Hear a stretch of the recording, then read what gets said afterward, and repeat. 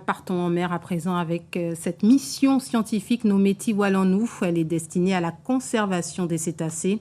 Depuis le mois de mai, une équipe sillonne ainsi toute la zone des Antilles pour étudier et récolter des informations. Des expéditions scientifiques supplémentaires sont actuellement menées en Guadeloupe. Alexandre Ouda, Bruno Pensio-Villon. Il est un peu plus de 7 heures ce matin au large de Déhay. Jules et son équipage mettent en place le matériel d'observation pour cette longue journée de navigation, dans l'espoir de repérer des cétacés, et plus particulièrement des cachalots, grâce à ces hydrophones. Il faut savoir que les mammifères marins utilisent le son pour se déplacer dans l'eau. Et le meilleur moyen de les étudier, sachant qu'ils passent quand même 80 à 90% de leur temps sous l'eau, c'est d'écouter les sons qu'ils émettent, qu'on peut détecter des fois jusqu'à plusieurs kilomètres du bateau. Une fois cet outil sonore en place, le scientifique peut instantanément analyser la provenance et l'intensité des sons dans cette cabine, puis diriger le navire vers eux, en espérant croiser ces grands mammifères marins.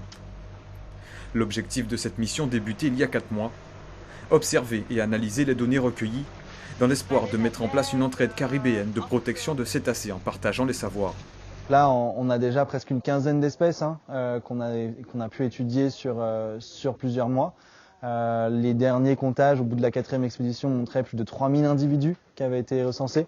Donc c'est des résultats qui sont énormes. Ça reste la plus grande expédition qui n'a jamais été faite sur les cétacés, de Anguilla jusqu'à Grenade, donc tout presque l'archipel des Petites Antilles. Nous avons un rôle très important à jouer puisque nous sommes membres de l'OCS et nous sommes partenaires de l'AHC. Et donc nous pouvons travailler avec ce type d'association pour la mise en place d'une coopération régionale sur la préservation des cétacés sur l'ensemble des îles de l'arc des Petites Antilles et plus. Et après quelques heures en mer, malgré les 33 espèces de cétacés présentes aux Antilles sur les 91 dans le monde, aucun cachalot ou encore baleine ne sera repéré. Mais pas de quoi baisser les bras pour autant. Alors là, il y a un banc, on pense que c'est un banc de dauphins à midi. Et ça chasse, il y a des oiseaux au-dessus, donc on va essayer de voir ce que c'est. Un impressionnant banc de dauphins est repéré à 18 km de la côte, environ plus de 300. Et un groupe aussi important de dauphins sous l'eau, ça donne ça.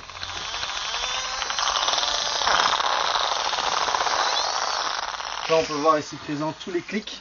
On peut voir d'ailleurs les signaux d'onde qui passent des dauphins, du banc de dauphins tachetés pantropicaux, excusez-moi, qui sont autour de nous.